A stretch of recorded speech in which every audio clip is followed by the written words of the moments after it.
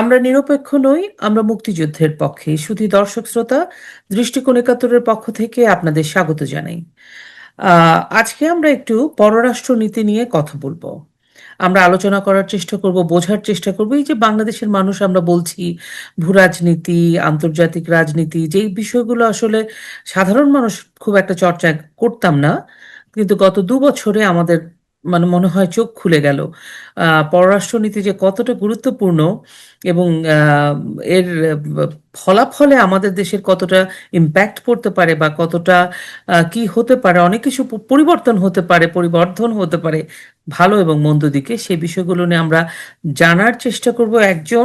এমন একজন মানুষ আপনি সবাই চেনেন আপনারা, এবং তিনি আমাদের সাবেক পররাষ্ট্র মন্ত্রী এবং জাতিসংঘের ২০০৯ থেকে ২০১৫ পর্যন্ত জাতিসংঘে নিযুক্ত বাংলাদেশের স্থায়ী প্রতিনিধি ডক্টর আবুল আবুল কালাম আব্দুল মোমেন। মোমেন ভাই, আপনাকে দৃষ্টিকোণ একাত্তরের পক্ষ থেকে স্বাগত জানাই। আপনাকে অসংখ্য ধন্যবাদ। আর সেই সাথে আপনার দর্শক শ্রোতাদেরকেও আমি সাধুবাদ জানাই, ধন্যবাদ জানাই, শুভেচ্ছা। হ্যাঁ, আর মোমেন ভাই, যেটা বলছিলাম যে বাংলাদেশের কিন্তু আমরা পররাষ্ট্রনীতি নিয়ে মানে বাংলাদেশের সাধারণ লেভেলের মানুষ কিন্তু এত জানতও না, এত আগ্রহ, এত বোধহয় আমাদের ছিল না। কিন্তু এই ৫ই আগস্টের পরে আমাদের মনে হয় নতুন একটা আলোচনার কেন্দ্রে চলে আসলো পররাষ্ট্রনীতি, ভূ রাজনীতি, আঞ্চলিক রাজনীতি, এই কঠিন কঠিন বিষয়গুলো, যেগুলো আসলে বাংলাদেশের মানুষের তো চিন্তার বিষয় ছিল না। তো সাম্প্রতিক সময়ে ডক্টর খলিলুর রহমান, এই ভদ্রলোককে তো মানে আমাদের মানে আমাদের সাথে পরিচয় হলো ইউনূস সরকারের মধ্য দিয়ে। আমরা এই লোকটাকে আমরা চিনতে পারলাম, আমরা বুঝতে পারলাম বাংলাদেশের রাজনীতিতে তার মানে এত কিছু, এত এত প্রভাবশালী একজন ব্যক্তি যে লুকিয়েছিলেন, হিডেন জেম, এটা বোধহয় আমরা ইউনূস সাহেবের আমল থেকে বুঝতে পারলাম।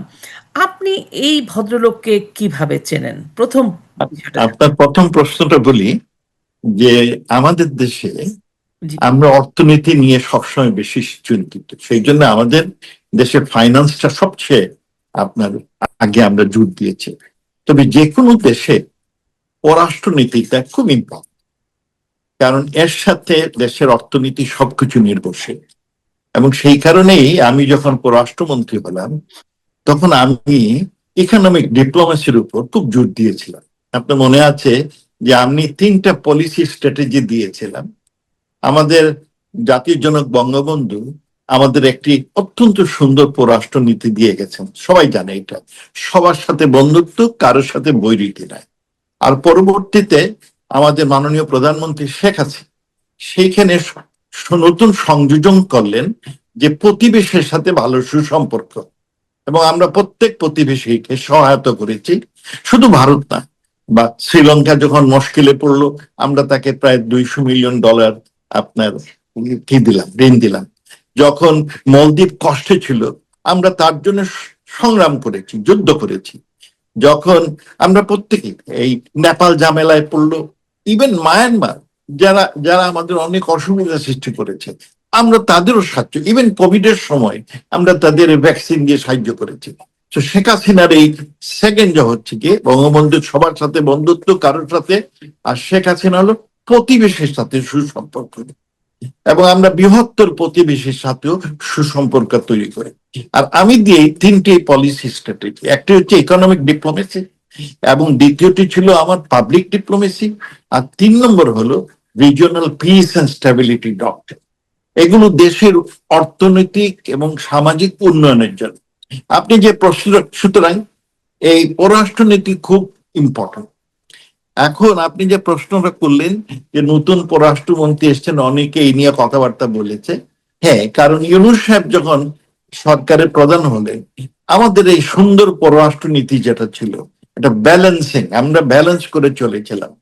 আমরা অত্যন্ত ইম্পর্টেন্ট, আমাদের স্ট্র্যাটেজিক লোকেশনটা, জিওপলিটিক্যাল স্ট্র্যাটেজিক লোকেশনটা খুবই ইম্পর্টেন্ট। আমরা এমন জায়গায় আছি, আমাদের প্রতিবেশী ভারত প্রায় 42,000 বর্গ কিলোমিটার, তার সাথে আমার 3 দিক থেকেই ভারত আমার দিকে, আর পাশেই বড় সাগর, ভূমধ্য সাগর, তার বোধে আরো কিছু ইন্ডিয়ান মানে ভারত মহাসাগর, আর এই দিয়েই অধিকাংশ চীনের অধিকাংশ ট্রেড হয়। চীনের 86% ট্রেডিং হয় এই ভারত মহাসাগর দিয়ে। আর আমাদের অতি দূরেই আছে চীন, সেই দুইটা বড় পরাশক্তি, একটি হলো ভারত আর একটি চীন। এবং ওখানে অনেকের নজর, বিশেষ করে আমেরিকা বহুদিন ধরে কন্টেনমেন্ট চায় না, তারা চীনকে আপনার ধ্বংস করতে চায়, কন্টেন করতে চায়। কিন্তু চীনের যে রাইজিং স্টার, এটা ওরা পারতেছে না। সেই জন্য তাদের বিশেষ আকর্ষণ আমাদের, কারণ ওখানে তারা বহুবার চেষ্টা করেছে কোনো একটি ঘাঁটি তৈরি করতে। চীনকে অসুবিধায় অধিকাংশই ভারত এলাও করেনি।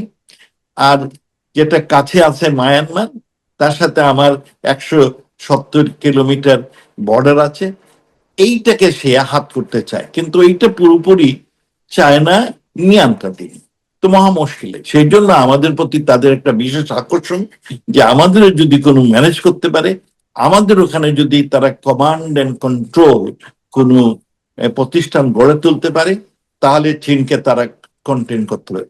তারা বাংলাদেশের প্রতি তাদের কোনো আগ্রহ নাই।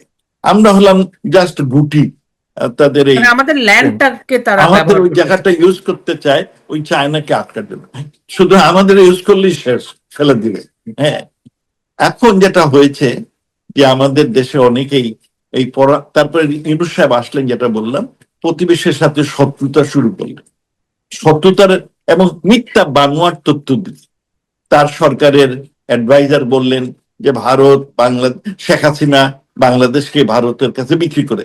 শেখ হাসিনা দেশের স্বার্থের বিরুদ্ধে একটা কাজও করেনি। আমি আই ক্যান চ্যালেঞ্জ, একটা আপনার চুক্তি দেখান যেটা শেখ হাসিনা করেছে, যেটা বাংলাদেশের স্বার্থ বিরোধী হয়েছে। ইন্ডিয়া সবসময় শেখ হাসিনা হিংসে।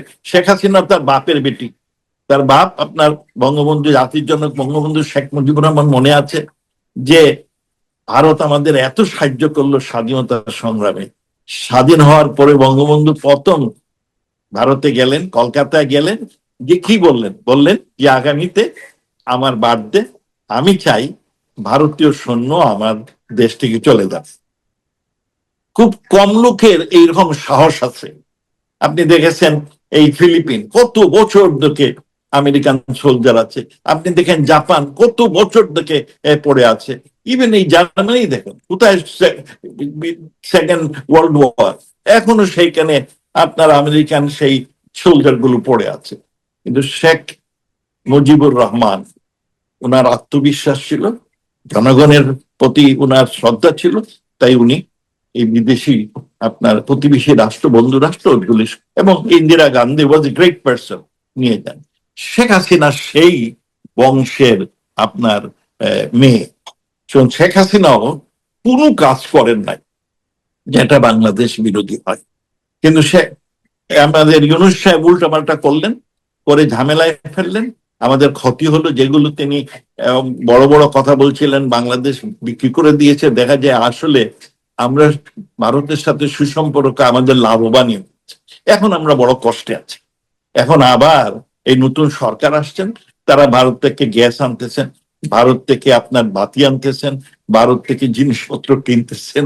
মাঝখানে তৃতীয় পক্ষ থেকে কিনলেন, ভারত বিক্রি করলো ওই দেশে, ওখান থেকে ওনারা বেশি দামে কিনি।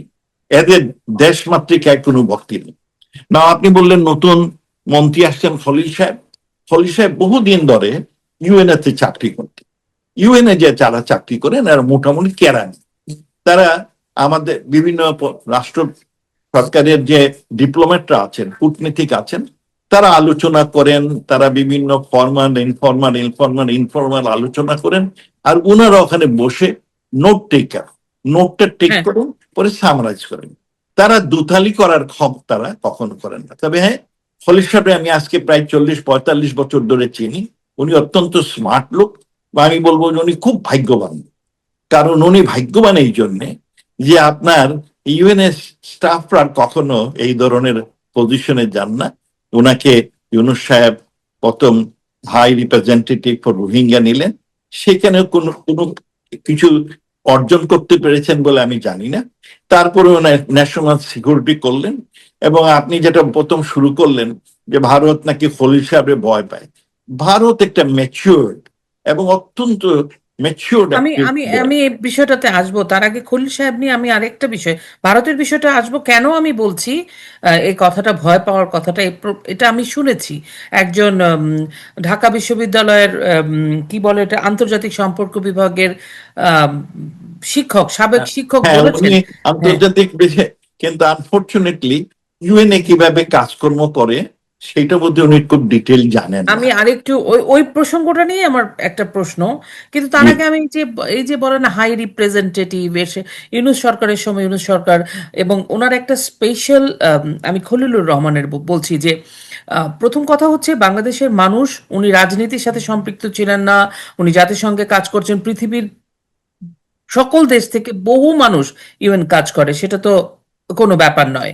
কিন্তু উনি এই জায়গাটা উঠে আসলেন, উঠে আসার পরে ইউনূস সরকার ওনাকে সামনে নিয়ে আসলেন, সেটাও ঠিক আছে।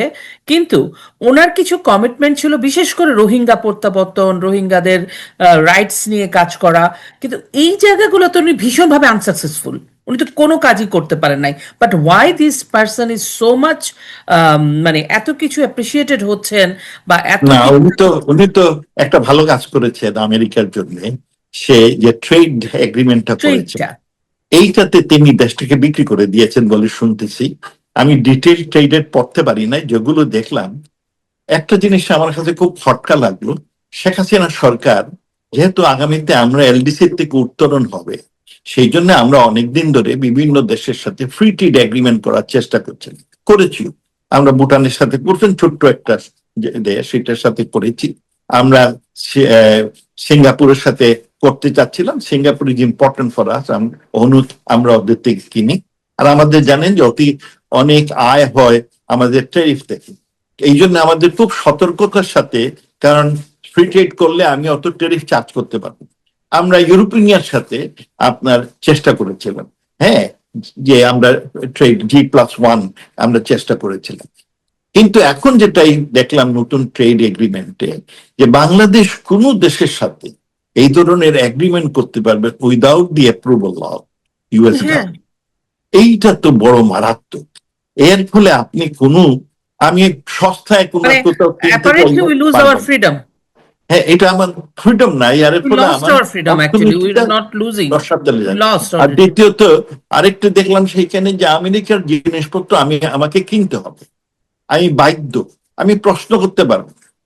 এইটা তো আমরা যেমন ধরুন এই তুলার কথাই বলি, যেটা ওনারা বেশ ক্রেডিট নিচ্ছেন, এটা শেখ হাসিনার অর্জন।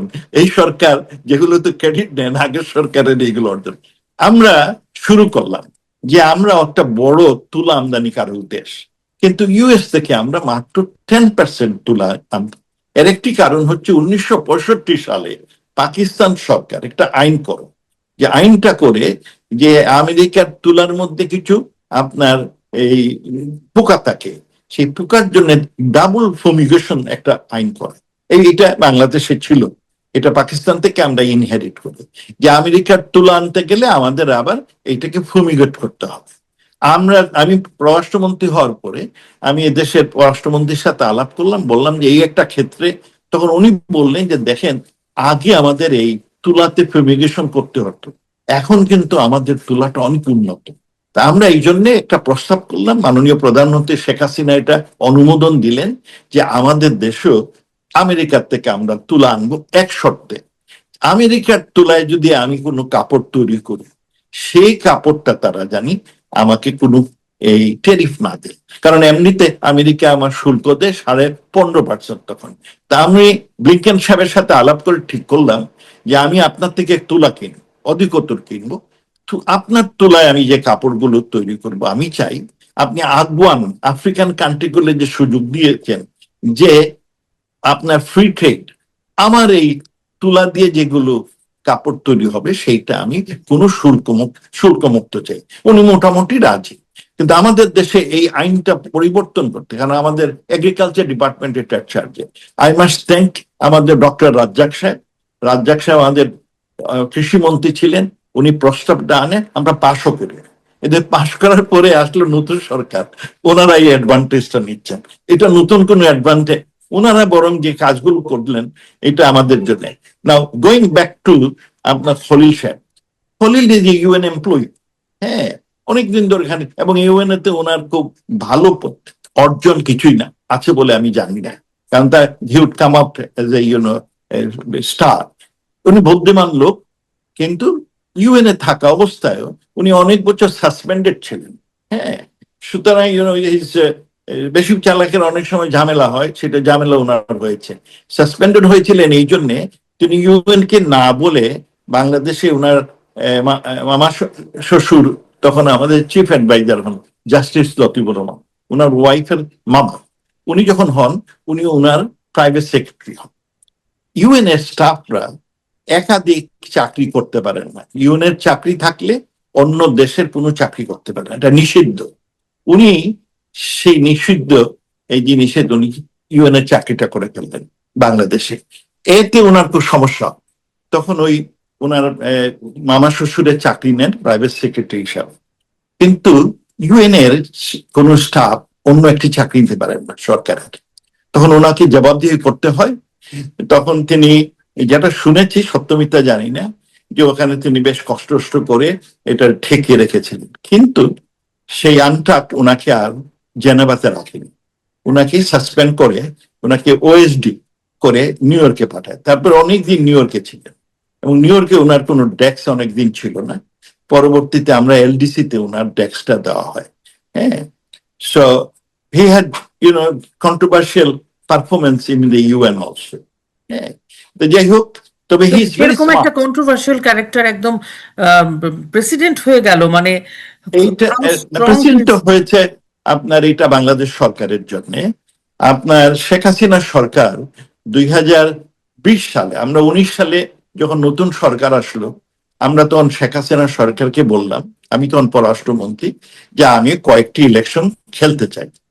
তো উনি বললেন কি কি, আমি বললাম যে আমি regional director World Health Organization, এইটাতে আমরা বাংলাদেশ কোনোদিন কোনো পদ পাই না, এইটা আমি করতে চাই।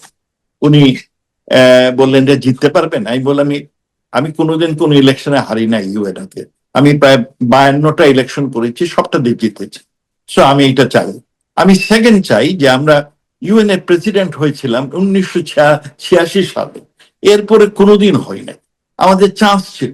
2016 সালে আমাদের খুব ভালো চান্স ছিল, কিন্তু তখন আমাদের রাষ্ট্রমন্ত্রী মাহমুদ আলী সাহেব উনি ওই ঝামেলাতে যেতে চান না, সেই জন্য আমরা এটা পারি নাই।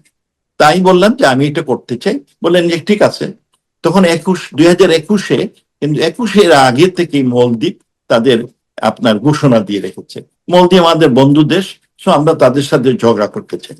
26টা মোটামুটি খালি, আমি তখন বললাম আমি 26-এ করবো, 81তম আপনার এই সাধারণ পরিষদে রাজি হলেন। আর বললাম আমি সিকিউরিটি কাউন্সিলে 31-32-এ আমি এটা করতে চাই, মাননীয় প্রধানমন্ত্রী অনুমতি দিলেন।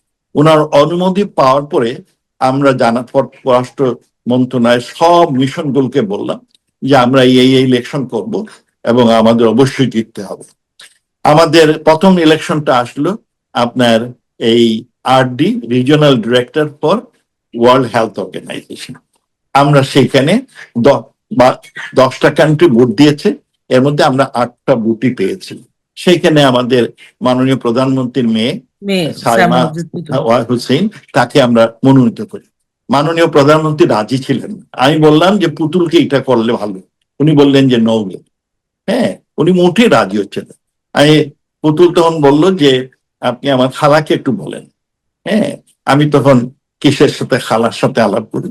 তো ওনাকে প্রধানমন্ত্রী বলেন যে দেখেন ও যদি হারে তাহলে কিন্তু বড় বড় ঝামেলা হবে, এটা নিয়ে লোকে কথা বলে। আমি বললাম যে no, I take the responsibility. আমার পররাষ্ট্র মন্ত্রণালয় অনেকেই খুব সন্দিহান ছিলেন, বলেন স্যার কি ঝামেলায় ফেলছেন, যদি হারি তাহলে আমাদের আস্থা মিনিস্ট্রির 12টা বাজবে। আমি বলি শুনেন, আমি আগটা ডেকে ডেকেই এটা ঠিক করেছি, এবং আমার আল্লাহর মেহেরবান যে আমি জয়লাভ। ওই মাঝখানে তারা সবাই মিলে একজন নেপালের একটা লোক, সে ডাব্লিউটিও কাজ করে বহুদিন, ওয়ার্ল্ড হেলথ অর্গানাইজেশন, তাকে ইচ্ছে করে নমিনি করলো, হুইচ ওয়াজ ইলিগাল। সে কিন্তু যাই হোক করলো, সে ফেল করলো, হ্যাঁ। ইট ওয়াজ সো স্যাড যে এটা সমঝোতার মধ্যে হয়নি।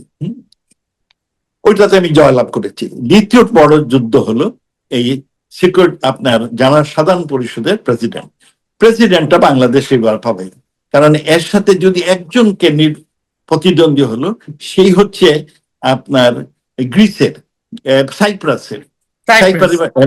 সে, আমরা তাকে চিনি কারণ আমার সাথে সে কাজ করেছে। সে 16 সালেও দাঁড়িয়েছিল। 16 সালে আমি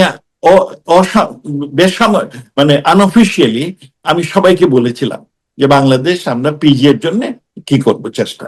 আর তখন আমি এর আগে একটি কি করি, এগ্রিমেন্ট করি জাপানের সাথে, যে জাপানে আমরা ওই যে পদ্মা সেতু যখন টাকা পয়সা বন্ধ হয়ে গেল, তখন জাপানের সাথে আলাপ করে আমি আপনার তাদের বাংলাদেশের সিকিউরিটি কাউন্সিলের পজিশনটা তাদের দিয়ে দিই। দেওয়ার ফলে তারা আমাদের এই তখন প্রমিস করে যে পিজি এর জন্য তোমরাকে একটা সাপোর্ট দিবে। আমাদের টাকা পয়সা দেয় অনেক, 6 বিলিয়নের মতো টাকা দেয়, আর এইটা তো ফুল সাপোর্ট দিবে। জাপানের পররাষ্ট্রমন্ত্রী এবং প্রধানমন্ত্রী আমাকে বললেন যে আমাদের জাপান মিশন ইজ ইয়োর্স, তুমি যেভাবে চাও, যা চাও আমরা করবো। তা আমি তখন 2016-তে ঠিক করলাম আমি পিজি হব। কিন্তু এবং মোটামুটি ভাবে বহু দেশের সমর্থন, আমার মনে হয় 83টা বোধহয় আমি কি পেয়েছিলাম আর এস এগ্রিমেন্ট আর কি, তারা সাপোর্ট দিল। কিন্তু মাহমুদ আলী ভাই আমাদের পররাষ্ট্রমন্ত্রী, উনি বললেন যে না, এই এত দৌড়াদৌড়ি আমি করতে পারবো না। আমি বললাম যে হুমায়ুন সাহেব ছিলেন, উনি বললেন যে তখন তো ডিউটি ছিল খুব কম, প্রেসিডেন্ট একটা অলংকারিক জব, তখন বছরে 2বার এসেন, একবার সেপ্টেম্বর একবার মার্চে, তারপরে যে শেষ। আর এখন তো সারা বছর এই প্রেসিডেন্টের জেনারেল বহু রকমের তিনি সম্মেলন করেন, আয়োজন করেন, বহু লোকের সাথে সাক্ষাৎ করেন। আগে অত সব ছিল না, এটা সারা বছরে এখন জব। এই সারা বছরের জব হওয়ার পরে যেসব পররাষ্ট্রমন্ত্রী এইটার প্রেসিডেন্ট হন, তারা যদি দেশে কাজ থাকে তখন তারা তাদের দায়িত্ব ঠিক মতো পালন করতে পারেন। আমি একটি কেস দিতে পারি, এটা হচ্ছে সার্বিয়ার পররাষ্ট্রমন্ত্রী, তিনি প্রেসিডেন্ট হলেন, হ্যাঁ, 2012 সালে।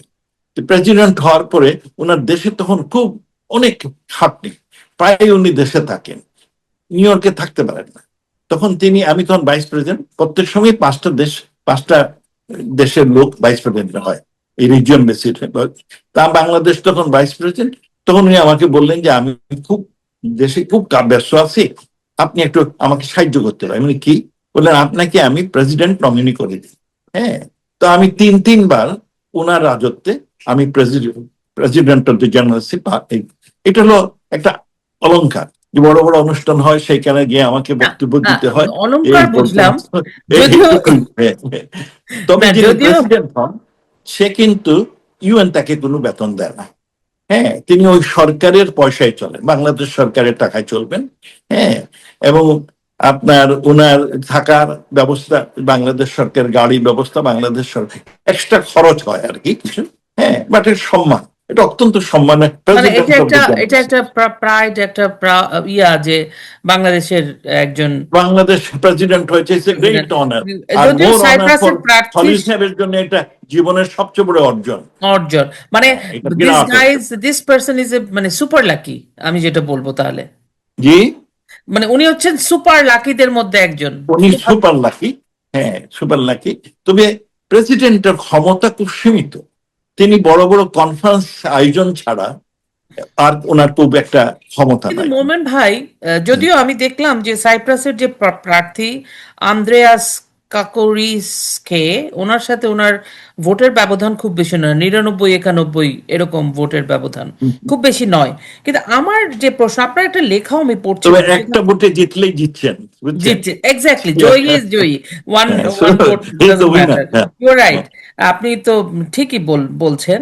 কিন্তু আপনি আপনার একটা লেখাও পড়ছিলাম, এই যে ভদ্রলোকের যে মানে আহ, জাতিসংঘে মানে এত কিছু হলো, বাংলাদেশে এটাকে নিয়ে খুব উল্লাস করছে, এটা কি আসলে ব্যক্তিগত সাফল্য হলো, নাকি বাংলাদেশের সাথে ভারত না, এটা ওনার দেশের একটা, সাফল্য, এটা হ্যাঁ, ব্যক্তিগত সাফল্য না, এটা দেশের সাফল্য। দেশের সাফল্য? বাংলাদেশ সরকার গত 6 বছর ধরে এই ক্যাম্পেইন করে যাচ্ছে, আর শেখ হাসিনার সরকার তার ফরেন পলিসির কারণে সারা বিশ্বে একটা সম্মান অর্জন করেন।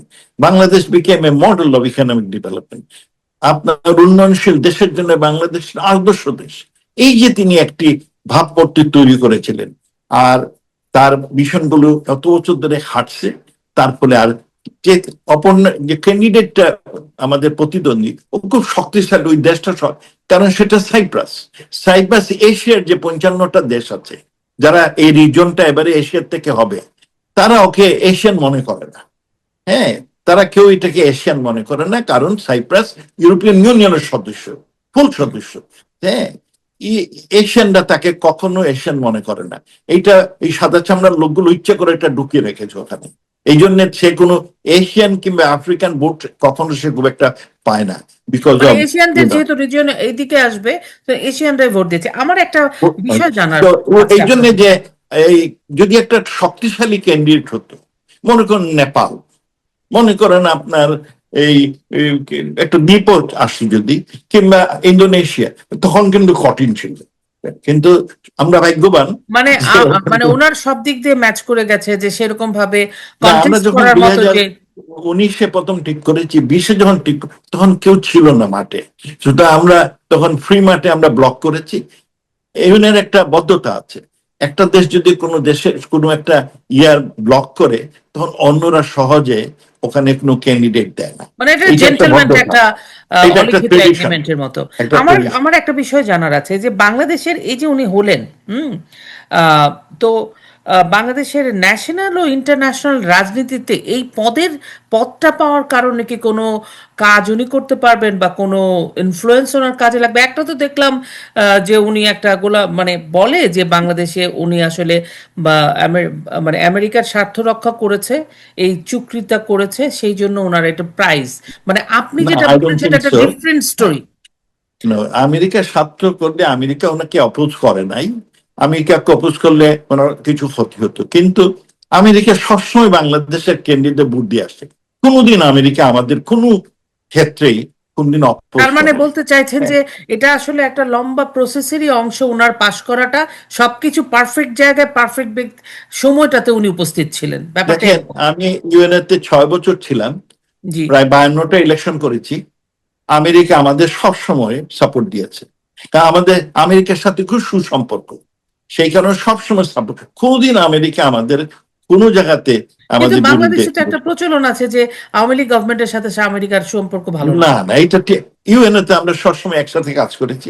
আমার যে পিস কিপিং যায়, টাকাটা আমেরিকাতে, এবং আমার যে এতগুলো লোক যায়, আমেরিকার সাহায্যের কারণেই যাচ্ছে।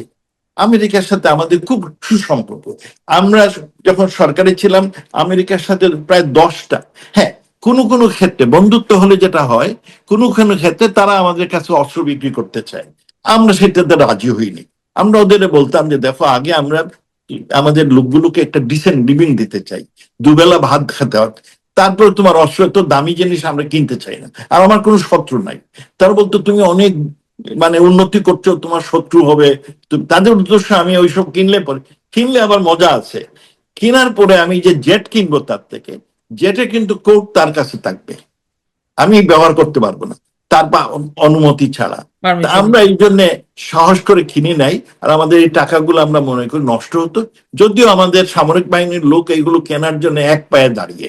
হ্যাঁ, কিন্তু শেখ হাসিনার সরকার চাইছিলেন যে প্রথম জনগণের উন্নয়ন হোক, তারপর ওইগুলো কিনবো। আমরা যে এই বিরাট শেখ তাহলে হাসিনা আমরা বিরাট তাহলে সমুদ্র, আমি একটু শেষ করি, বিরাট সমুদ্র সীমা পেলাম, 1,18,000 বর্গ কিলোমিটার জায়গা পেলাম। আমেরিকা আমাদের কাছে এসে বললো, তোমরা অত জায়গা পেয়েছো, তোমরা তো এটা ম্যানেজ করতে পারবে না, তোমরা আমাদের থেকে কিছু কি কিনো, এই অস্ত্র কিনো, এটা কন্ট্রোল করার জন্য। আমরা বলো আমাদের টাকা নেই। আমরা তাদের থেকে 25টা গানবোট নিয়েছি, কিন্তু হ্যাঁ, এগুলো তারা আমাদের দিয়েছে ওইটাকে ম্যানেজ করার জন্য।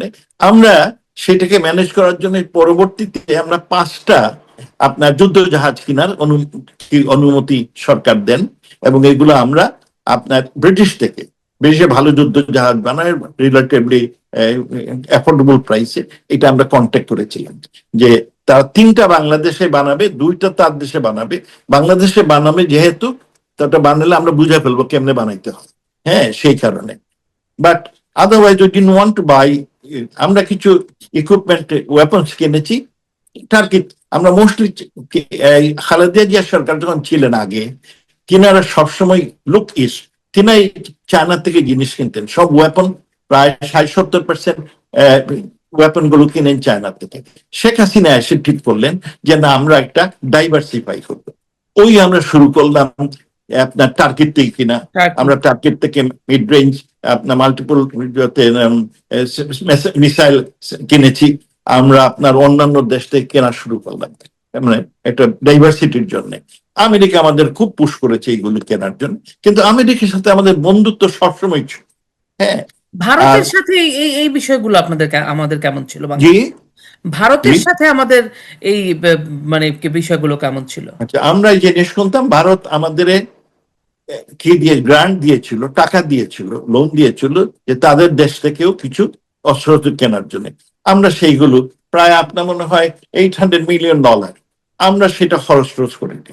ইন্ডিয়াতে খুব একটা কিনে টিনি নি, এটা কিনি এই জন্য আমাদের যারা সামরিক বাহিনীর লোক তারা ওখান থেকে কিনতে চান না, এই জন্য কিনিনি। কিন্তু ইন্ডিয়া আমাদের টাকাটা দিয়ে রেখেছিল, আমরা কিনিনি। তারপর টাকাটা কি হলো?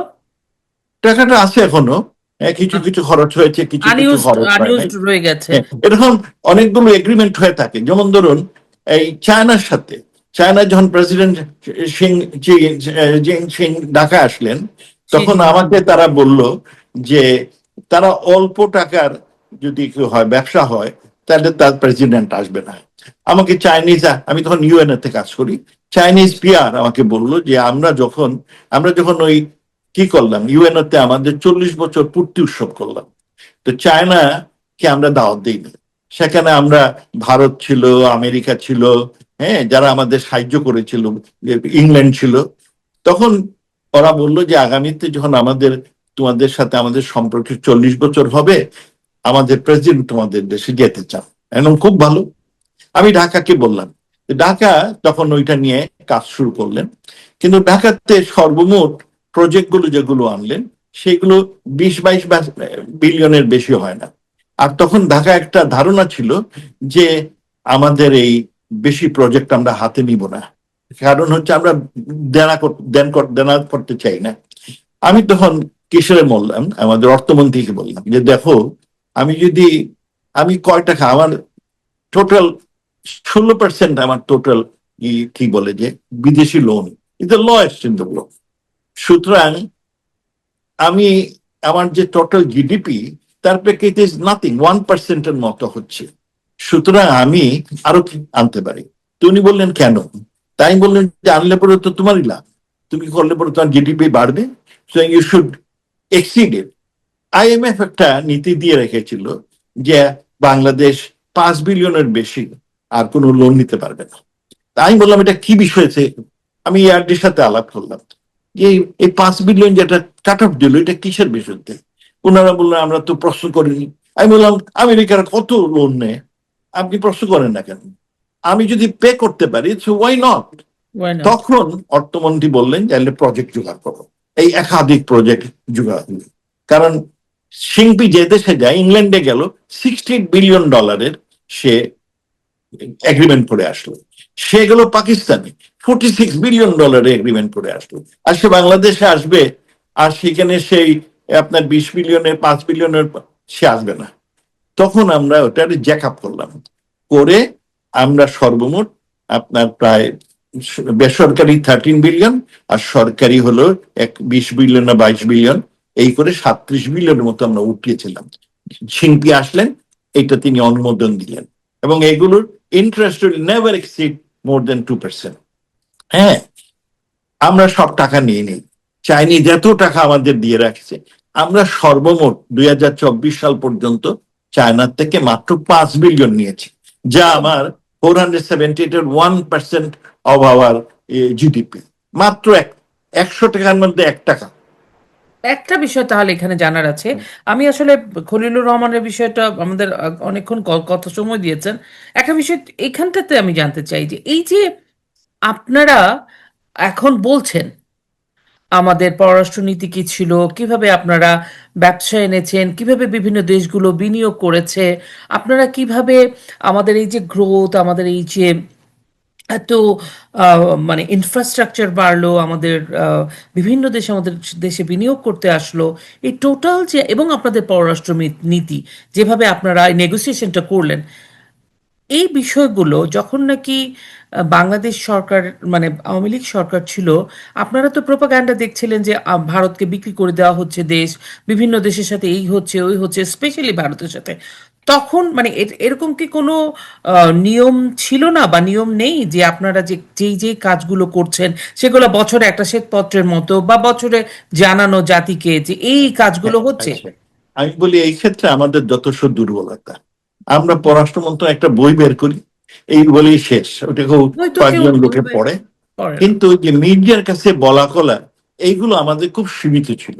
আমি এই জন্য একটা পাবলিক ডিপ্লোমেসি উইং তৈরি করলাম, কিন্তু উইংটা নতুন হয়, এটা খুব একটা কাজ করেনি। আমি মনে করি আমাদের এই ক্ষেত্রে বিরাট ব্যর্থতা, কারণ আমরা এত কিছু, আমি এখন এই আর্টিকেল লিখতেছি যে 6 বিলিয়ন জাপান থেকে কিভাবে সংগ্রহ করলাম, আমরা এগুলো কোনোদিন পাবলিকরে বলি টিনি কোনো, সব লুকিয়ে রেখেছি। আমরা নিজে নিজে জানি এই পর্যন্তই, মিনিস্ট্রির লোক সবাই সবকিছু জানে না। It is a sad thing যে আমরা এত সব অর্জন করার পরও আমরা পাবলিক রেখে অনেক কিছু বলি টুলি। এইটা আমাদের একটা বড় দুর্বলতা, কারণ সরকার খুব এই এই সব প্রচারণা বিমুখ ছিল, সেই জন্য আমরা বলিনি। এটা আমাদের দুর্বলতাই। এখন মানে আমার আমার কাছে মনে হচ্ছে এখন যে মিডিয়া যে সকল বিষয়গুলো নিয়ে সরকারের মানে ব্যস্ত ছিল, সেগুলো অপ্রয়োজনীয় ছিল, বাট প্রয়োজনীয় বিষয়গুলো যেগুলো জিনিস ওইগুলো মানুষের। আমি দুটো বই, আমি কয়েকটা বই বের করেছি। আমি একটা বই বের করেছি আমার যে 5 বছর ছিলাম কি কি অর্জন, আমি একটা বই বের করেছি, ফরেন মিনিস্ট্রি বের করেছে। আরেকটি আমি বই বের করেছি যে শেখ হাসিনা সরকার 2009 থেকে এই 23-24 পর্যন্ত কি অর্জন করেছে, বই বের করেছি। কিন্তু ওগুলোতে ডিটেল তো আমরা দেখি নাই।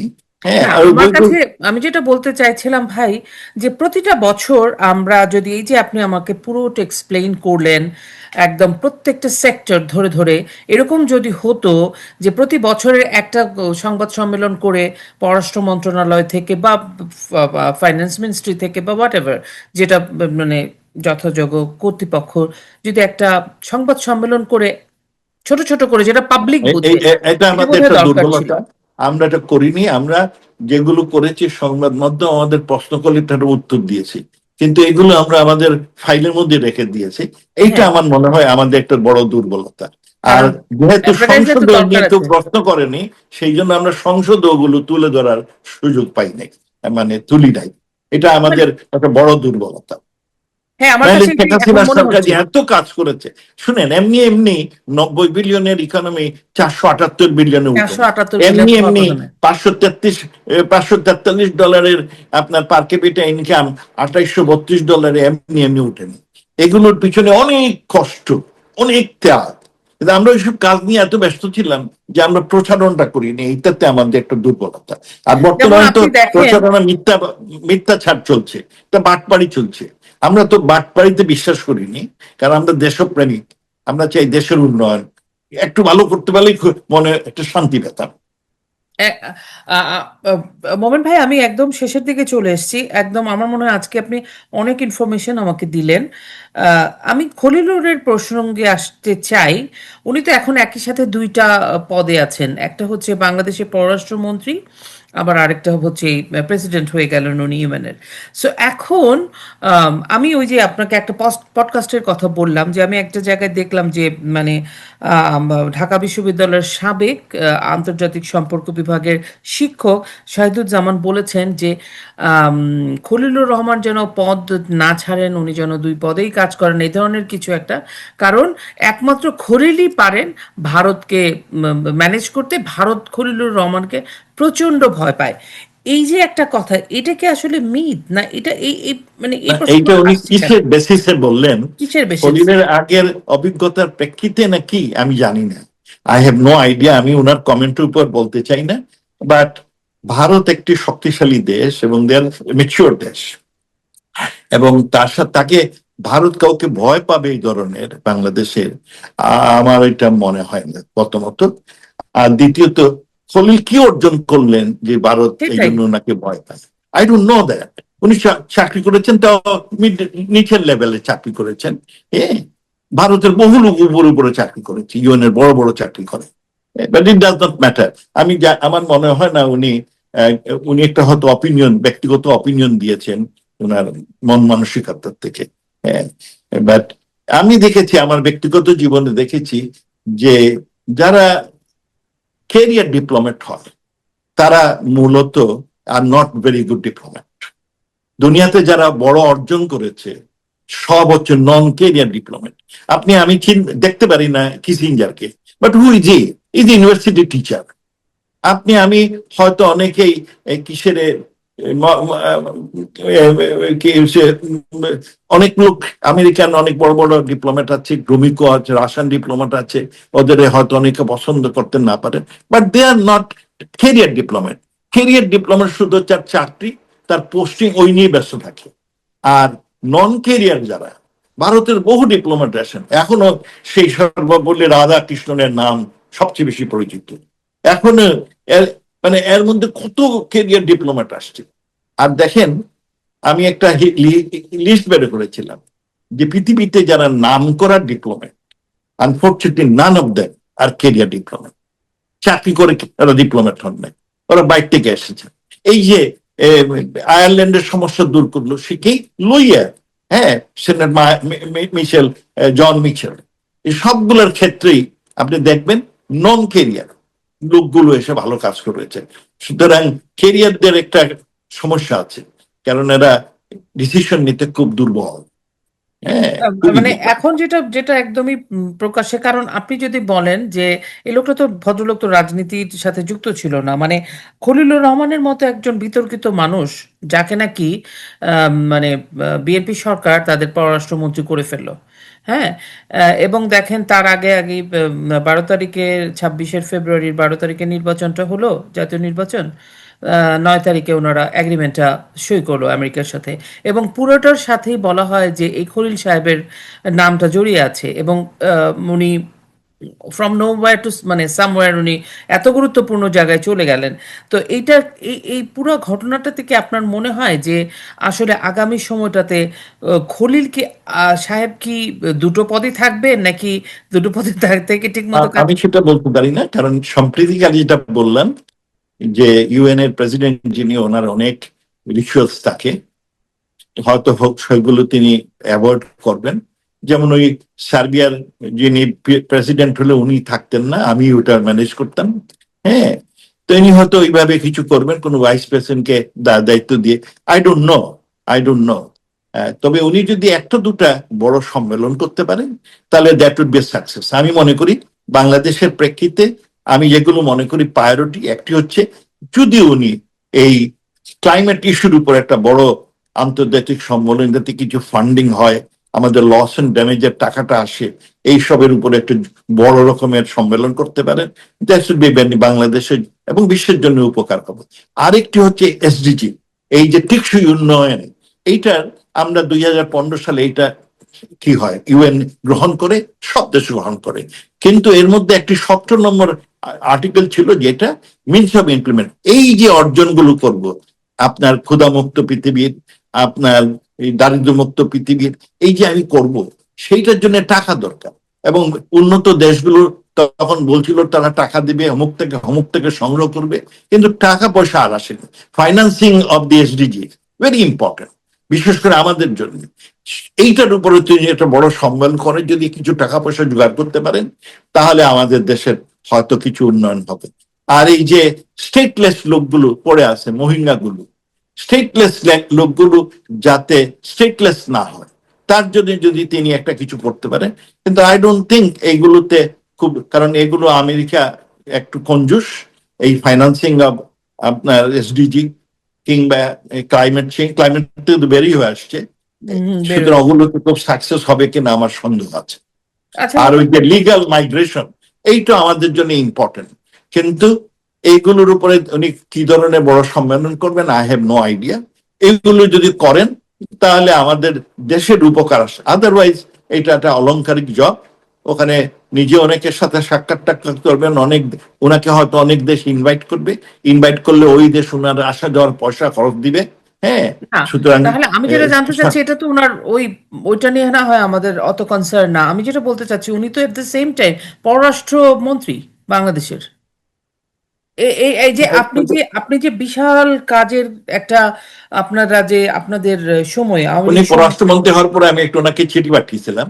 হ্যাঁ, হুম, সেটা চিঠিতে আমি বলেছি যে উনি যদি আমি যে 3টা পলিসি প্যাকেজ দিয়ে এসেছি এইগুলো যদি উনি পার্সিউ করেন, that would be a success story.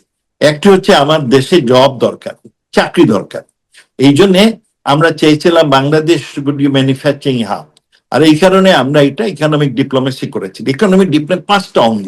এক হচ্ছে যে আমার দেশে চাকরি বাড়াতে হবে, চাকরি বাড়াতে হলে বিনিয়োগ বাড়াতে হবে। আমি বিনিয়োগ চাই সারা দুনিয়ার সব জায়গার থেকে। দ্বিতীয়ত আমি চাই আমার বিনিয়োগ বাড়লে আমি দেখেছি এক্সপোর্ট বাড়ে। হ্যাঁ, বিভিন্ন তথ্য মতে ইকোনমিক্সে দেখা যায় যে আপনার বিদেশিরা বিনিয়োগ করলে তার 68% বিদেশি আপনার রপ্তানি হয়। তো সেই প্রেক্ষিতে আমি চাই বিদেশি বিনিয়োগ আর আমার রপ্তানির ক্ষেত্রে আমি ডাইভার্সিটিও চাই, শুধু গার্মেন্টের উপর আমি নির্ভরশীল হতে থাকতে। এই জন্য আমার সেকেন্ড এমফাসিস ছিল আপনার increase of exports and diversify. Third ছিল আমার জনগণকে কাজে লাগাতে হবে, বোথ হোম অ্যান্ড অ্যাব্রড। আমরা এই জন্য দেশের প্রতি বছর প্রায় 20-21 লক্ষ নতুন ছেলে মেয়ে মার্কেটে আসে, আর মধ্যে আমরা 10-11 লক্ষের মতো দেশে রাখতে অ্যাবজর্ব করতে পারি, বাকিগুলোর বিদেশে পাঠাই। আমরা চাই এগুলো আরো বেশি তৈরি করার জন্য। আর আমাদের ছিল যে আমরা আপনার টেকনোলজি, মডার্ন টেকনোলজি আনবো। এই টেকনোলজি আনলে আমি যদি ডিজিটাল করি, ঘুষ চুরি এগুলো কমবে। সেই কারণে আমরা এই মডার্ন টেকনোলজির উপর জোর দিয়েছিলাম। আর দিয়েছিলাম আমরা সব দেশের সাথে ভালো সম্পর্ক এবং সার্ভিস ভালো দেবো। উনি যদি এইটা হচ্ছে ইকোনমিক ডিপ্লোমেসির 5টা অংশ। হ্যাঁ, আপনি এইটা কি যদি যোগাযোগ করেছিলেন? আপনাকে কোনো রিপ্লাই দিয়েছে? কে, না কোনো রিপ্লাই দেন নাই। আমি ওনার আচ্ছা, পুরোনো ফোন আহ, নাম্বার আমি টেক্সট পাঠিয়েছি। আচ্ছা, আমাকে একটা জিনিস আমি একদম শেষে। খলিল আমার খুব ঘনিষ্ঠ লোক, আমি প্রায় 40-45 বছর তাকে চিনি। And we have been very supportive him. সবসময় তাকে আমরা সাহায্য করেছি। আহ, আহ, আহ, মোমেন ভাই, আমি একদম শেষের দিকে চলে এসেছি। আমি একটা বিষয় শুধু জানতে চাই, অ্যাকচুয়ালি দুইটা বিষয়। একটা বিষয় হচ্ছে, এই যে আপনি বললেন আপনাদের চায়না, আমেরিকা, টার্কি সমস্ত দেশের সাথে আপনাদের ভালো একটা সুসম্পর্ক পররাষ্ট্রনীতি ছিল, ছিল, হ্যাঁ। খুবই সুসম্পর্ক ছিল। ভারতের সাথে সুসম্পর্ক কেমন ছিল? বলা হয় খুব যে ভালো। মুখে মুখে একদল কিন্তু এটাও বলে যে ভারতের সাথে শেষের দিকে শেখ হাসিনা সরকারের সম্পর্ক খুব একটা ভালো ছিল না। আপনার কি মনে হয়? না শুনেন, ভারতের সাথে সম্পর্ক ছিল, কিন্তু ভারতের অনেক কিছুই আমাদের যেহেতু আমরা আপনার স্বদেশ প্রেমিক ছিলাম, দেশের অনেক কিছু ভারত যেটা চাইতো আমরা করতে পারিনি, আমরা করিনি আমাদের দেশের কারণে। তখন ভারত মনে করতো যে ওনারা আমাদের বন্ধু না। হ্যাঁ, কিন্তু আমরা তখন এই বিভিন্ন জিনিস ভারত চাইতো। যেমন ধরুন তারা চাইলো যে আমার পোর্ট ইউজ করবে। আমরা নেপাল এবং ভুটানকে আমার পোর্টের ইউটিলিটি খুব কম, ইউটিলাইজেশন হয় না। তো আমি এই জন্য বললাম তোমরা এই ভুটান ছোট্ট একটা, আমার নারায়ণগঞ্জের চেয়ে ছোট, অল্প লোক, হ্যাঁ 5-6 লক্ষ লোক। এটা বললাম তোমরা যত কিছু জিনিস কিনো আমার এই পোর্টটা দিয়ে কিনে নিয়ে যাও, আমি তোমাকে ফ্রি দেব, আমি চার্জ করবো না। হ্যাঁ, ভারতও চায় চার্জ। ভারত তো বড়, তার সাথে আমার $18 বিলিয়ন ব্যবসা। তার জিনিস যদি আমি ফ্রি দেই তখন তো আমি এইটা অ্যালাউ করি free, it was not possible for me. আমরা রাজি হইনি, তাতে তারা একটু অসন্তুষ্ট।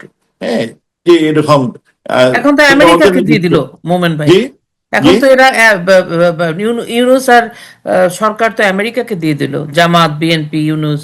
সেটা শুনতেছি, কিন্তু এটা আমরা যেটা ভারত থেকে যা আনি এর জন্য তারা একটা ট্যারিফ দিতে হয়, একটা পয়সা দিতে হয়, কারণ আমার রাস্তা নষ্ট হয়, সেই জন্য তোমরা টাকা দিবে। হ্যাঁ, অ্যামাউন্টটা নিয়ে হয়তো আপনার ডিবেট হতে পারে, but we never give anything free, never give anything. আমরা ভারতকে বারবার স্মরণ করে দিয়েছি, দেখো আমরা আছি বলেই তোমাদের ইস্টার্ন জোনে তা ডিফেন্সে খরচ করতে হচ্ছে না, সো ইউ শুড থ্যাংক আস। আমরা যে এই বিরাট জিনিস তোমাদের দিলাম, তার মানে সুতরাং একটা তোমরা আমাদের। একটা কর্ডিয়াল রিলেশন ছিল, নাথিং মোর নাথিং হ্যাঁ, লেস। এই জন্য আমরা তার কাছে বেশি চাইতাম আর কি, এবং দে আর ভেরি হেল্পফুল। আমাদের জিনিসপত্র আমরা বিদেশে বিক্রি করি, তার এয়ারপোর্ট আমি বিনা পয়সায় ইউজ করি। হ্যাঁ, ওখানে গিয়ে যাও, আমি জিনিস রাখি, স্টোরেজ করে রাখি ওখান থেকে তাড়াতাড়ি।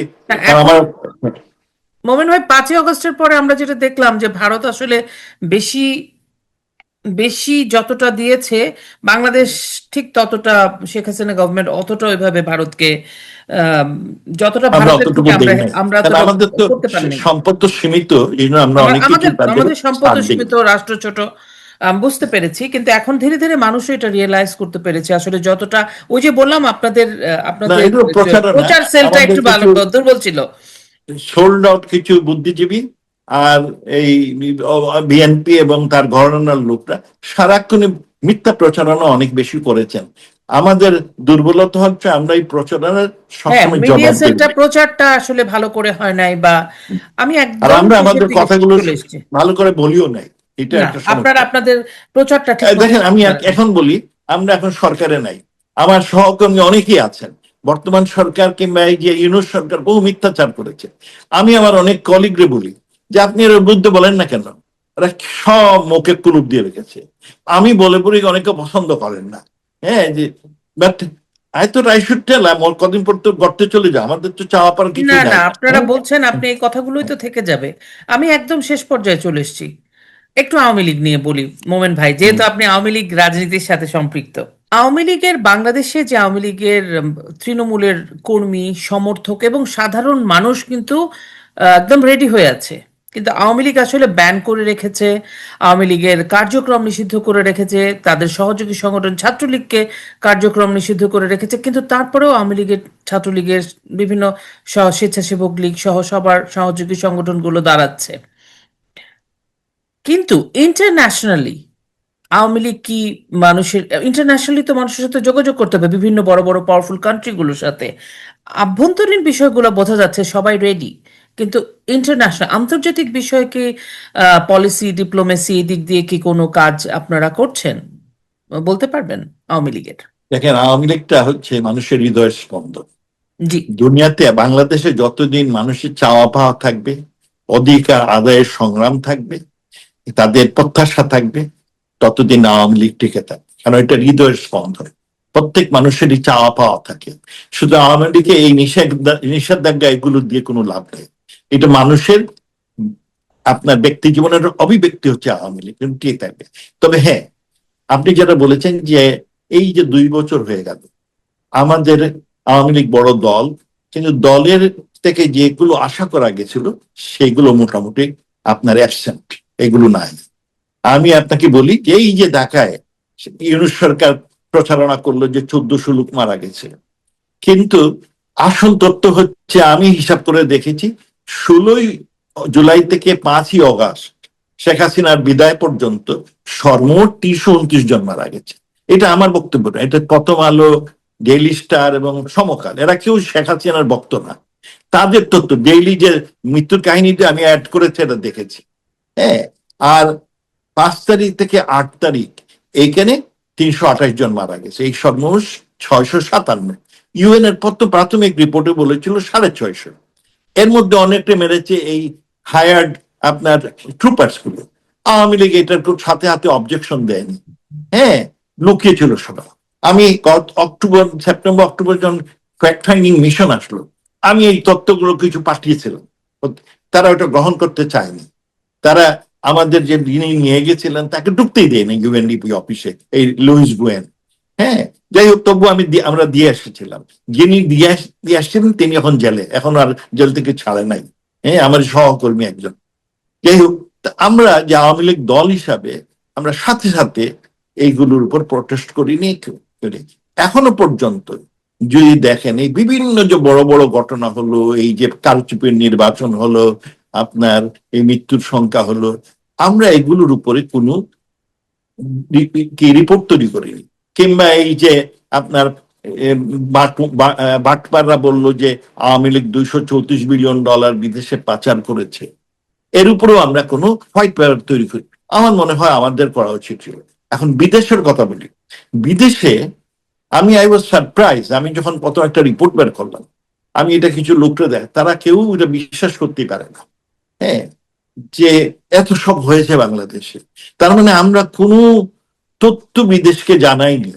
আমরা কোনো তথ্য বিদেশকে জানাই। আমাদের যদিও প্রচারণা সেলটেল ছিল, কিন্তু I don't think anyone has written documentary ওগুলো পাঠিয়েছেন। আমার এক সহকর্মী, আমার একজন প্রফেসর এই দেশের, আমি ওনাকে বললাম আপনি এত বক্তব্য দেন আমার বাংলাদেশ সম্পর্কে, বলে আব্দুল লিসেন, তোমার দেশ থেকে তোমার দেশের কোনো স্টোরি পাইনি। I asked one of my graduate student to find out something about you. তোমার দেশে শুধু একটা আর্টিকেল ওয়াশিংটনে বের হয়েছে, সে তোমার সপক্ষে যায়নি। হ্যাঁ, আর কিছু পরে মাননীয় প্রধানমন্ত্রী পরপর 3টে ইন্টারভিউ দিলেন, তারপরে ইন্টারন্যাশনাল কাভারেজ আসলো। কিন্তু আনফর্চুনেটলি আমার দল সেই ধরনের ডকুমেন্টারি এভিডেন্স তৈরি করে জায়গা মতো পৌঁছায় নাই। জায়গা মতো আমার সেটা কি এখনো সেই দিকে হচ্ছে না? আমাদের খুব খুব কম জায়গা মতো পৌঁছানো যাচ্ছে না। আমি দু একটা রিপোর্ট বের করেছি, সেইটা পৌঁছানো যাচ্ছে না। মোমেন ভাই, হ্যাঁ, এটা কি এগুলো অর্থাভাবে নাকি লোকবলের অভাবে নাকি আমরা এটা একটা প্রবলেমটা হচ্ছে কোথায়? আমরা আমরা যখন গত 15 বছর সরকারে থাকায় বিদেশি যেগুলো স্টেক হোল্ডার, তাদের সাথে সম্পর্কটা আমাদের দুর্বল হয়। কারণ এগুলো আর এখন অনেকে চলে গেছে, আমি যেমন অনেকে চিন্তা মরে গেছে কিংবা এখন নাই সরকারে। সুতরাং আর ওদের এই যে ঠিকানা টুকানা, আগে তো আমরা ফ্যাক্স পাঠাতাম আর না অ্যাড্রেস পাঠাতাম, এখন তো সব ইমেইলে যায়। আমরা সেগুলো এখানে কোনো তথ্য, এইগুলো তথ্য সংগ্রহ করে কোনো কোনো অফিস রাখেনি। আগে আপনি যদি বলেন যে উত্তরবঙ্গে, উত্তর আমেরিকার আওয়ামী লীগের কাছে প্রত্যেক কংগ্রেসম্যান, প্রত্যেক সিনেটর, প্রত্যেক ইউএন অ্যাম্বাসেডার তাদের ইমেল আছে কিনা, I tell you, I challenge তারা এটা দিতে পারবে কিনা। যদি এগুলো অ্যাভেলেবল আছে তারা দিতে পারবে, কারণ এইগুলো তাদের কোনোদিন তারা এর উপরে জোর দেয় না। কিন্তু মোমেন ভাই, একটা এইগুলোর উপর জিনিস জোর দেওয়া দরকার ছিল, এবং তাদের কাছে আমাদের দেশের কি হচ্ছে না হচ্ছে সেই তথ্যটা। আমার যে তথ্যগুলো বাংলাদেশে বের হয় অধিকাংশ বাংলায়, বাংলা হলো ওরা এদেশের লোক এটা দেখে না, এমনি তাদের এত সমস্যা, আমি তার কাছে পৌঁছতে পারিনি এখন। আই মাস্ট টেল ইউ, এইটা আমাদের অক্ষমতা। আমার মনে হয় এখন ইন্টারন্যাশনালি এই জিনিসগুলো আহ, অবশ্যই পৌঁছানো উচিত, কারণ বাংলাদেশে যে মানবাধিকার লঙ্ঘন হচ্ছে, বাংলাদেশে যে প্রতিনিয়ত, আপনি তো সরকারের 100 দিনের একটা ডেটা তো আপনি দেখেছেন, 605 জন এই সরকারের 605 জন রেপে মারা গেছে। না মানুষ মারা গেছে, হত্যা হয়েছে, এবং একটা বিশাল বড় একটা রিপোর্ট তাদের এসছে, সেটা একটা ভয়াবহ। তাও তারা তাও সিপিডি এটা করেছে। আর আমি কিছু তৃণমূলের লোকের সাথে আলাপ করলাম, ওরা বললো ওরা 605, এটা এটা কনজারভেটিভ শুধু না, নাম্বার, বলে সিপিডি না, 1000 এটা খানেকের করেছে, বেশি। হ্যাঁ এটা 1000 খানেকের বেশি। টিআইবি, ট্রান্সপারেন্সি ইন্টারন্যাশনাল, ওনারা করেছে, ইফতার হ্যাঁ, খারুজ্জামানের যেটা জি, টিআইবি করেছে। টিআইবি বলছে যে রিপোর্ট অনুযায়ী 605টি হত্যাকাণ্ড ঘটেছে প্রথম 100 দিনে, কিন্তু এটা আরো বেশি। হ্যাঁ, আমাকে তাই বলা তারপরে হলো আর হইতেছে কি, যে 1000 তিন খানেক হবে হাজারের ওরা। উপরে 3,000-এর উপরে নারী ও শিশু ধর্ষণ, 3,000-এর উপরে। এগুলো ওদের কাছে রিপোর্ট, ওনারা এটা বিভিন্ন পেপার টেপার থেকে বের করেছে, কিন্তু মানে নর্মাল যে নাম্বার কিন্তু আরো বেশি ভাই। সো এখানে বাংলাদেশে আসলে মানবাধিকার লঙ্ঘন হচ্ছে। এই যে একটা মিছিল বেরোয়, অনেকে জেলে, এবং কিশোর কিশোর বাচ্চারা, তরুণরা, তাদেরকে জেলখানায় নিয়ে যাচ্ছে, মেরে ফেলছে। দেখেন, এত এত অপকর্ম হচ্ছে দেশে, কিন্তু ইন্টারন্যাশনাল এজেন্সি এগুলো নিয়ে খুব কথা বলে না। তার মানে তাদের কাছে অত তথ্য এখনো নাই, তার এবং মানে এই আপনি বলতে তথ্যগুলো চাচ্ছেন যে একটা ধারণা করা হয় যে আমাদের আওয়ামী লীগ গভর্নমেন্টের সাথে ইন্টারন্যাশনাল, মানে স্পেশালি ইউএস, ইউরোপিয়ান ইউনিয়নের রিলেশন ভালো না, সেই জন্য ওনারা বা ইউনুস গভর্নমেন্ট বা এখনকার যে বিএনপি গভর্নমেন্ট, তাদের সাথে রিলেশনশিপের জন্য নাকি না। তারা এটাকে দেখেন, এড়িয়ে আগে যায়। কিন্তু আগে আপনার কি যে মনে হয় যে বিএনপি ঘরানার যেগুলো ছিল, আপনার প্রতিষ্ঠান ছিল যে আদিলুর রহমানের প্রতিষ্ঠান অধিকার, কিংবা আপনার মনে করেন আমাদের দেশে প্রায় এনজিও গুলো ছিল আপনার এন্টাই আওয়ামী লীগ। হ্যাঁ, অ্যান্টি আওয়ামী লীগ? ইয়েস। তো এরা তখন অনেক তৎপর ছিল, এবং সেকেন্ডের মধ্যে তথ্যগুলো হ্যাঁ, বিদেশকে যেমন পাঠায়। 5ই মে হেফাজতের ওইটা নিয়ে তো একদম আদিলোর একটা আর প্রোপাগান্ডা ছড়িয়ে বর্তমানে দিল। আমাদের আওয়ামী লীগের সাথে, আওয়ামী লীগের কোনো এনজিও নাই। দেখেন, আওয়ামী লীগের কোনো এই রকমের কোনো এনজিও না, আপনার একটা হিউম্যান অদ্ভুত রাইটস ব্যাপার, গ্রুপস কিছু নাই, নেই, জিও একটাও এনজিও। নাই। তার ফলে ওদের সাথে ওদের কোনো সম্পর্কই নাই। এর কারণে আমরা ওদের কাছে রিচ করতে পারি না। রিচ করতে না পারার ফলেই এই বিদেশি প্রতিষ্ঠানগুলো মাথা কামায় না, এই নিয়ে তারা কোনো বক্তব্য দেয় না। আর দল থেকে কিছু দিলে পরে সেইটা অনেক সময় গ্রহণযোগ্য হয় না। সেই জন্য বায়াসনেসের কারণে একটা। হ্যাঁ, তারা মনে করে পার্টিজান হবে, কিন্তু পার্টিজান। আমাদের আওয়ামী লীগের কোনো হিউম্যান রাইটস গ্রুপ নাই। দেখেন সারা বাংলাদেশে এটা আমি এরকম। দেখেছি, নেই নেই। আমি এক সময় বাংলাদেশ যতগুলো হিউম্যান রাইটস আমি তার একটা হিসাব বের করেছিলাম, প্রত্যেকটাই হচ্ছে গিয়ে এন্টাই আওয়ামী। মনে অ্যান্টি করেন আওয়ামী। ব্লাস্টটা আমাদের এই কিসের সারা সারা কিসের কামালের, হ্যাঁ উনি তো আওয়ামী লীগের ভক্ত লোক না। অধিকার, সে অধিকার তো আওয়ামী লীগের ভক্ত লোক না। আপনার এই যে কি যেগুলো মায়ের ডাক, তারা তো একেবারে উল্টা, এটা বিএনপির লোক। হ্যাঁ, তুলির যেটা ওগুলো প্রত্যেকটি এই এনজিও গুলো, কিংবা আমাদের এই ইভেন ফরিদার, প্রত্যেকগুলো উবি এনজিও লীগ। হচ্ছে এন্টি আওয়ামী লীগ। উবি লীগ। হ্যাঁ, হ্যাঁ। সুতরাং মাহফুজামান নামের ওয়াইফেরও তো আছে একটা মানুষের জন্য ফাউন্ডেশন। হ্যাঁ, সেইটাও দেখেন না আমাদের কিসের নাম, মাহফুজা নামের বউয়ের। হ্যাঁ, তো এই ক্ষেত্রে আওয়ামী লীগ একেবারে খুব দুর্বল, এবং দুর্বল হওয়ার ফলেই এই প্রচারণাটাতে আমরা খুব দুর্বল, এবং আমরা নিজের থেকে খুব একটা মানে এ থেকে প্রচারণা করতে বোঝা পারি। যায়, আমরা বলতে পারি যে আওয়ামী লীগ পিপলস পলিটিক্সটা ছাড়া এবং গত 17 বছরের রাষ্ট্র মেরামত, রাষ্ট্র গঠন, রাষ্ট্রের ওইসব নিয়ে প্রকৃতি ব্যস্ত। ছাড়া আর কোনো কিছুতেই ওইভাবে বুদ্ধিবৃত্তিক চর্চার দিকে ওইভাবে বোধহয় ইগনোরই করে গেছে, যার ওখানে একেবারে দুর্বল। দুর্বল। অনেক আর এরই ধন্যবাদ ভাই। প্রতিফলন এখন। হ্যাঁ, অনেক তবে ধন্যবাদ। জি। তবে দেশে যে চলছে, যে অবস্থা অপকর্ম চলছে, দেশের জনগণই আপনার আবার আওয়ামী লীগে টেনে নিয়ে আসবে। একদম আওয়ামী একদম। লীগ না চাইলেও টেনে নিয়ে আসবে, এই জন্যে যে তারা দেখেছে আওয়ামী লীগের শাসন আমলে তারা অনেক ভালো ছিল। এখন দেশের অর্থনীতি একেবারে খুব দুর্বল, টিকে থাকে কিনা আমার দুঃখ হয় এই তারেক রহমানের জন্য। তাকে এমন অর্থনীতি আমাদের এই নবল নড়ে দিয়ে গেছেন যে সে হিমশিম খাবে, তার খুব কষ্ট হবে, ছেড়ে বা দেই মানে এরকম অবস্থা হবে, বুঝছেন। দেখা যাক, তারা আমরা হিমশিম নিশ্চয়ই। খাবে। আর আর এই যে খলিলকে দ্বারা খুব আশাবাদী, খলিল তো অর্জন আমরা এত দেখিনি তো। না, যে আমি যে উনি আশাবাদী ওনার অর্জন হতো, ইউনুসের সময় উনি পুরো ব্যক্তিগত ফেল। অর্জন আছে, সে ভালো, অনেকদিন ধরেই বিদেশে আছে। হ্যাঁ, এই ব্যক্তিগত অর্জন আছে, কিন্তু দেশের জন্য উনি কি অর্জন করেছেন আমি জানি না। দেখা যাক, সময় বলে দিবে। আসলে বাংলাদেশের মানুষ এখন অসহিষ্ণু হয়ে গেছে। And I wish him good luck. I wish him good luck. অনেক ধন্যবাদ মোমেন ভাই, আপনার সাথে আবারও কথা হবে। আম, আপনি ভালো থাকবেন, সুস্থ থাকবেন, এবং আপনি যে বলে যাচ্ছেন, লিখে যাচ্ছেন, এগুলো থেকে যাবে, এগুলোর প্রয়োজন আছে। আপনাদের অভিজ্ঞতা, আপনাদের মানে এই যে বিচক্ষণতা, দূরদর্শিতা, এগুলোর খুবই প্রয়োজন আছে, এবং তরুণ প্রজন্ম নিশ্চয়ই জেনে ভাবারও সুযোগ পাবে, তারাও এই চর্চাগুলো করবে। আপনার সুস্থতা কামনা করি, দৃষ্টিকোণ একাত্তরের পক্ষ থেকে কৃতজ্ঞতা আপনাকে জানাই। অসংখ্য ধন্যবাদ। জয় বাংলা, জয় বঙ্গবন্ধু। জয় বাংলা, জয় বঙ্গবন্ধু। শুধু দর্শক শ্রোতা, আপনারা সবাই ভালো থাকবেন। জয় বাংলা, জয় বঙ্গবন্ধু।